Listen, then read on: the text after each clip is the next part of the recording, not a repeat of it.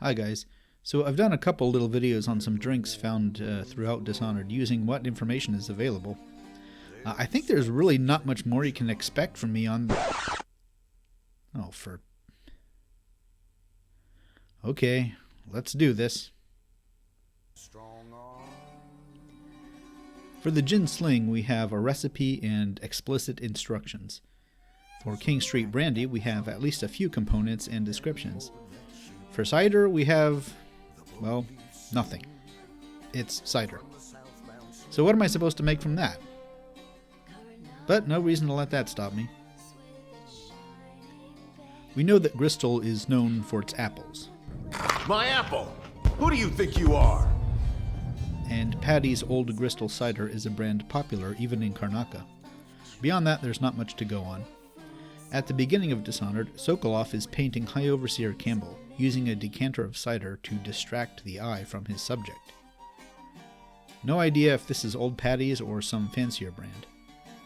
Famously, if you take it, Sokolov will complain, then paint it out of the final product. Not sure why, since he's already painted it.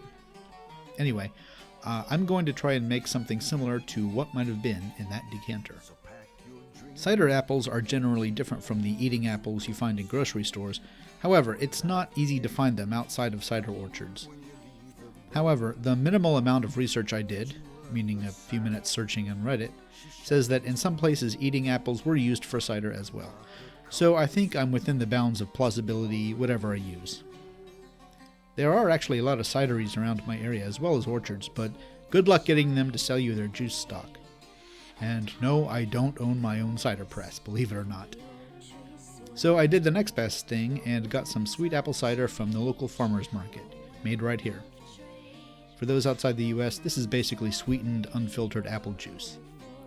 The added sugar is perfect for fermentation, and the cloudy apple bits add some extra flavor. It's made from a mixture of tart and sweet apples, Macintosh, Gala, Golden Russet, and so on. This stuff was $12 a gallon, so I hope you guys appreciate this. Now, you can make cider from just plain grocery store apple juice, provided it has no preservatives. It's literally the easiest thing you can make. Just add some yeast and go.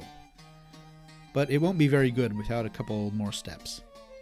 I've made cider before using yeast, specifically designed for cider, but for this one I'm going to try something different. I'm using this Red Star Premier Blanc yeast. This is fast-acting, very tolerant of different temperatures and acidities, and is optimized for sparkling wines. It's my guess that High Overseer Thaddeus Campbell would turn his nose up at anything less than the very champagne of ciders.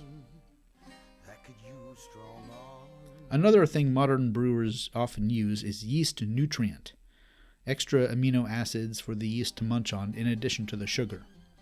This helps kickstart fermentation and tends to give a crisper flavor. I'm not going to add commercial nutrient, partly for authenticity, and partly because I forgot to order any.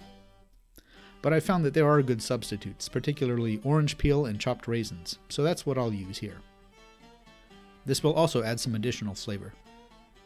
I also read you can use strong black tea as yeast nutrient, but somehow that doesn't seem quite as appetizing. I'm only making a gallon, so I just need a few grams of yeast. The rest can be saved for use later. Now, the final thing to notice is that Campbell's cider is red. It's the same asset used for the King Street Brandy. This is odd since brandy and cider are both amber colored, not red. In the case of the brandy, I got around this by adding, apparently, way too much saffron. Hey, it worked. But what to do for this? Cider isn't red. Or is it? I did a quick search and found this brand of red cider. In this case, they attained the color by adding grape skin extract. The closest I could find was this grape skin powder. It has a very dry, tannic flavor, as you might expect. Adding this can both impart the red color and add more flavor to balance out the tartness. I took a little juice out to provide some headspace so it doesn't bubble up into the airlock.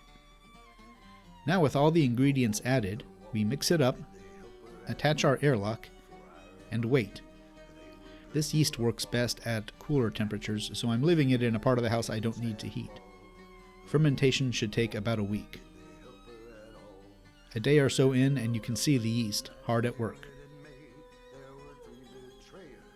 It's been a little over a week and the fermentation has slowed down a lot. I'll first filter out the solids into a new jug. Always make sure to wash and sanitize all surfaces, not least because you don't want to contaminate and kill your yeast. Next, I'll cap it and let it settle in the fridge. You can see the grape skin powder didn't really color the liquid much, it just kind of settled to the bottom. So I went ahead and made my own extract by mixing the powder with vodka. This worked much better. I added some of the extract and filtered again. Ah, now that's much better and much redder. Let it settle another week. Time for one last filtration. Nice hiss, as Steve 1989 would say. Still a bit cloudy, but that's okay. I don't think it'll fully clarify without some kind of clay or carbon filtration. Nice color though. Slightly bubbly. Okay, let's try some.